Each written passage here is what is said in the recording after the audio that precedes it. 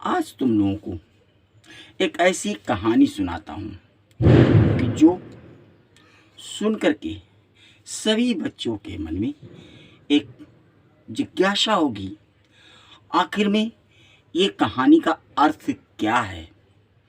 तो सुनो बच्चों। चीता, सियार और हाथी। एक बार की बात है, कुछ चीते अपने समुदाय के साथ शहर की ओर जाने के लिए आतुर थे। चीते का सरदार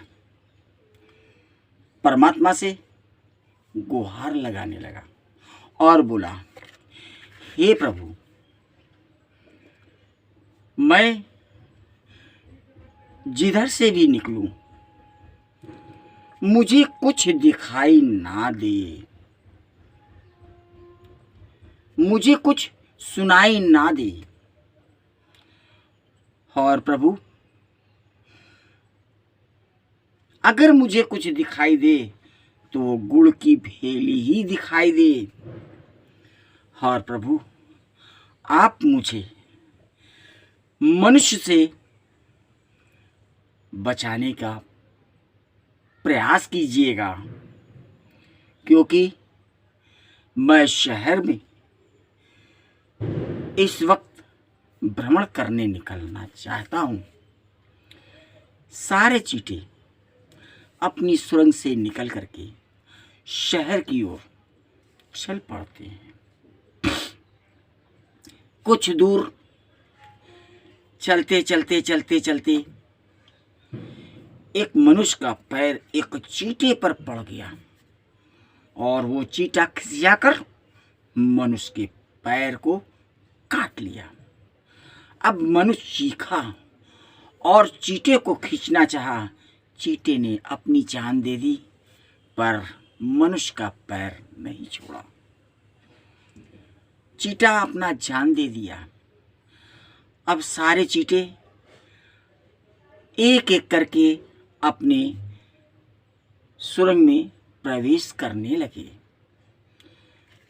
तो जब संख्या गिनती हुई तो पता चला एक हमारा बंधु तो है नहीं, वो गया तो कहाँ गया। तभी सारे चींटों ने अपने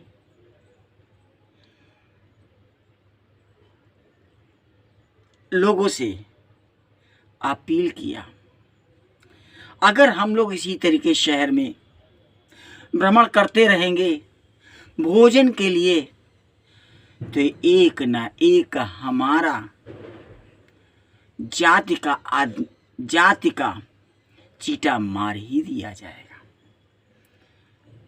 चींटों के सरदार ने बोला, ये तो तुम सही कह रहे हो, लेकिन मैं चाहता हूं कि अब हम लोग शहर की ओर नहीं जाएंगे, अब हम लोग जंगल की तरफ जाएंगे।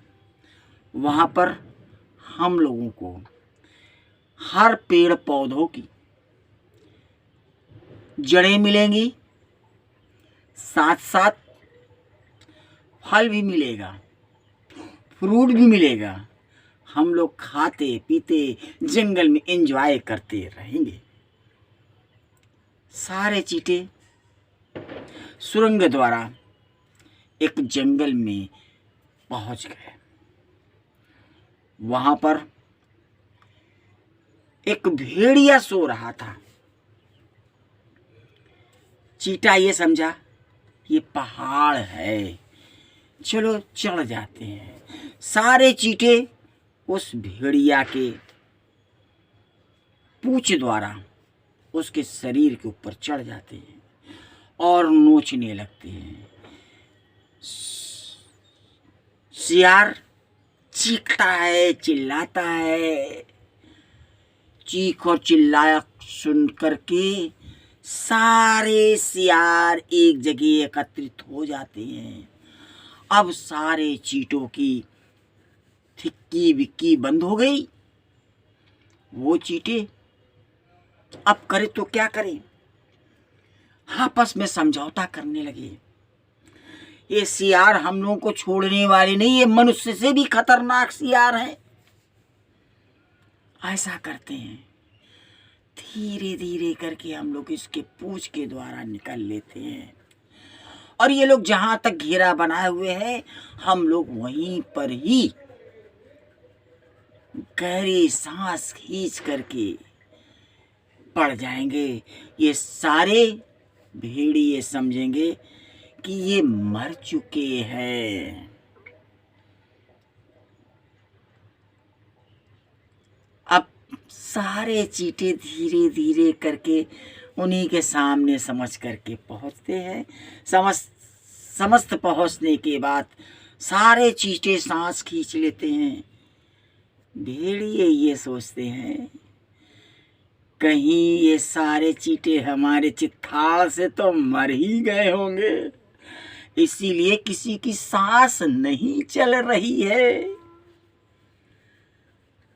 अब सारे भेड़ियों को थकान सी महसूस हुई और सारे भेड़िए वहीं पर सो जाते हैं।